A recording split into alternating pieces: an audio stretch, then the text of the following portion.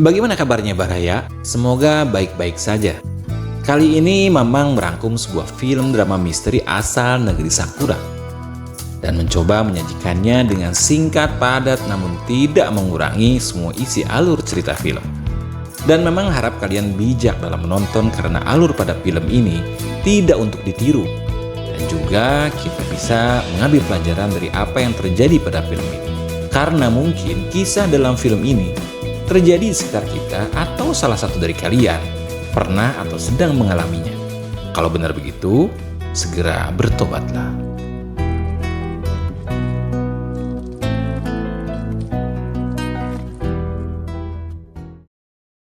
Adegan dimulai dengan memperlihatkan seorang wanita yang dibintangi oleh Meguri Fujiwara dan kita panggil saja Mina, yang bekerja di salah satu kantor biro konsultasi. Sebagai seorang profesional muda, dalam bekerja Mina pun selalu berusaha ramah dan memberikan informasi ataupun tanggapan agar layanan yang ia berikan memuaskan para pelanggannya. Pada suatu hari, terlihat Mina mendapat telepon dari seorang pria yang rupa-rupanya pria tersebut sedang depresi. Mina pun dengan ramah mempersilahkan pria itu untuk menceritakan persoalan hidup yang sedang dialaminya.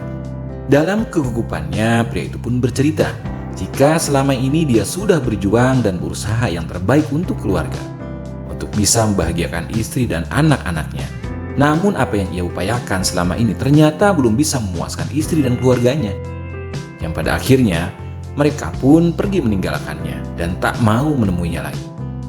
Terpukul atas persoalan yang menimpanya, pria itu pun merasa tidak ada lagi keluarga atau siapapun yang bisa diajak untuk bicara, sekedar meringankan beban hidupnya.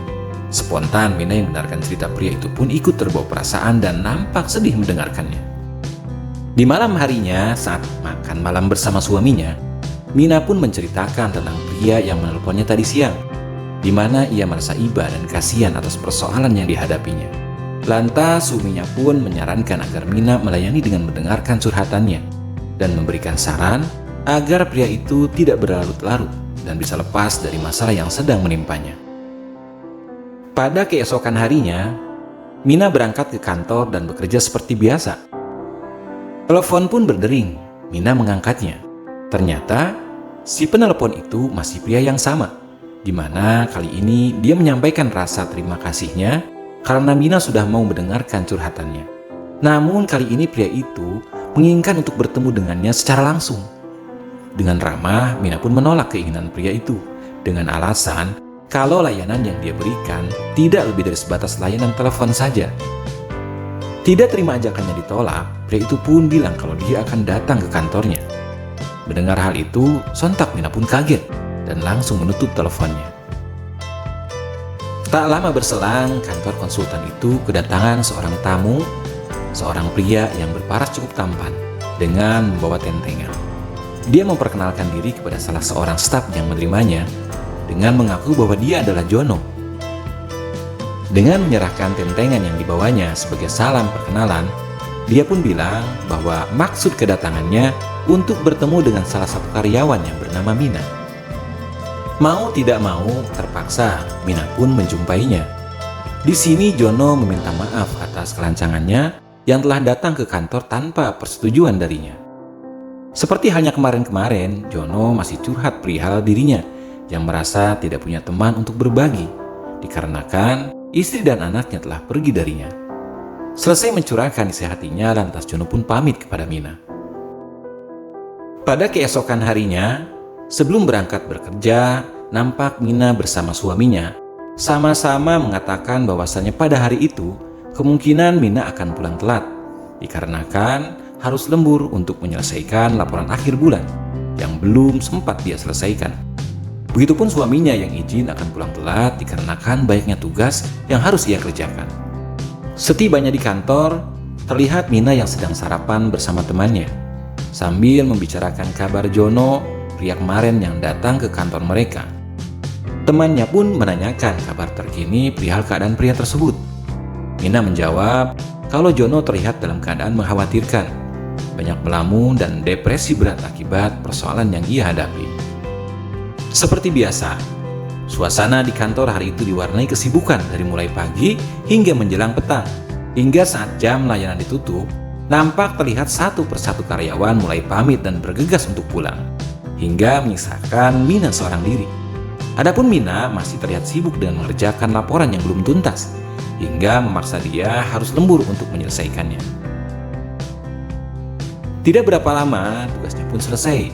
Kemudian dia pun bersiap untuk segera pulang.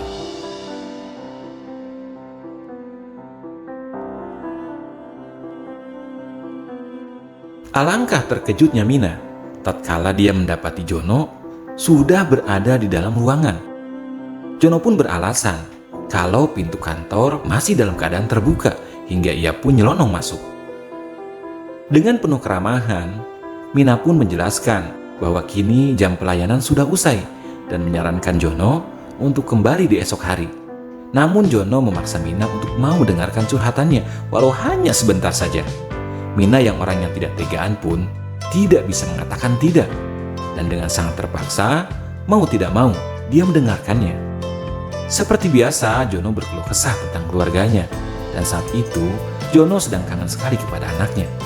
Namun, sang istri tidak mengizinkan untuk menemui anak-anaknya.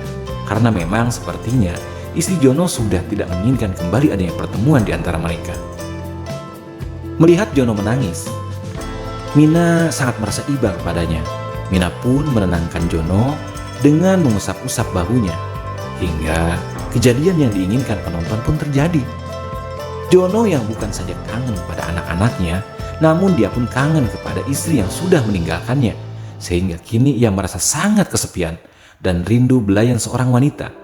Hingga Jono memanfaatkan situasi itu dengan memaksa Mina untuk mau melayani adrenalinnya yang sudah sangat meluap-luap. Jelas saja Mina menolak dan ia pun berteriak minta tolong. Namun apa daya, situasi kantor yang kosong semakin membuat Jono kehilangan kontrol. Dengan sangat ganas dan membabi buta, Jono tetap melanjutkan aksi brutalnya dengan memaksa Mina hingga terjadilah aksi tanam paksa.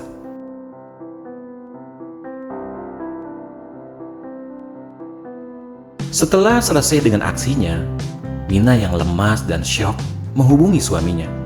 Namun tidak untuk mengadukan kejadian yang dia alami. Dia hanya bilang kalau ia akan telat sampai di rumah dikarenakan pekerjaannya yang belum usai. Pada keesokan harinya seperti biasa, Mina sibuk dengan aktivitas di tempat kerjanya. Namun ada yang berbeda dengan hari itu, karena biasanya Jono menelepon untuk curhat kepadanya. Namun pada hari itu Jono tidak ada menghubunginya. Rekan kerjanya pun memberikan pujian kepada Mina karena dinilai Mina sudah berhasil menenangkan hingga Jono berhenti menghubunginya. Terlihat semua karyawan yang satu persatu meninggalkan kantor. Begitupun dengan Mina yang bersiap-siap untuk segera pulang. Namun saat ia pergi ke toilet, nampak Jono yang sudah berada di sana. Di sana Mina tidak berteriak dan hanya bisa pasrah tatkala Jono mengulangi tanam paksa kepadanya. Pada keesokan harinya, kejadian itu pun terus berulang. Jono memaksa Mina untuk mau kembali melakukan cocok tanam tatkala Mina sedang berada di ruang ganti. Dan terus berulang dan berulang dan berulang hingga Mina yang awalnya ditanam paksa, kini ia merasakan kenikmatan dan kenyamanan hingga ketagihan. Terlihat di rumah Mina mulai banyak melamun. Hal ini diperhatikan suaminya tanpa ada kecurigaan dengan bertanya kepadanya apakah ada masalah dengan pekerjaannya. Namun Mina menjawab bahwa semuanya baik-baik saja dan dia menambahkan sangat merasa nyaman dengan pekerjaannya. Ya tentu saja nyaman, karena dibalik semua itu terjalin hubungan gelap antara dirinya dengan Jono yang kala itu masih belum terbongkar. Di akhir cerita terlihat Mina yang izin pamit kepada temannya karena akan menemui kekasih gelapnya di sebuah ruangan. Tamat. Pesan moral dari film ini pada para pasutri, hati-hati jangan coba-coba mulai main api. Api kecil bisa jadi teman, api besar menyebabkan kebakaran yang pada ujungnya kalian akan kehilangan segalanya. Terima kasih buat kalian yang sudah menonton hingga selesai. Jika kalian suka dengan video ini, silahkan klik tombol like, komen, dan juga subrek-nya. Dan nyalakan juga notifnya agar tidak ketinggalan dengan alur cerita film baru lainnya. Terima kasih. Wassalamualaikum warahmatullahi wabarakatuh.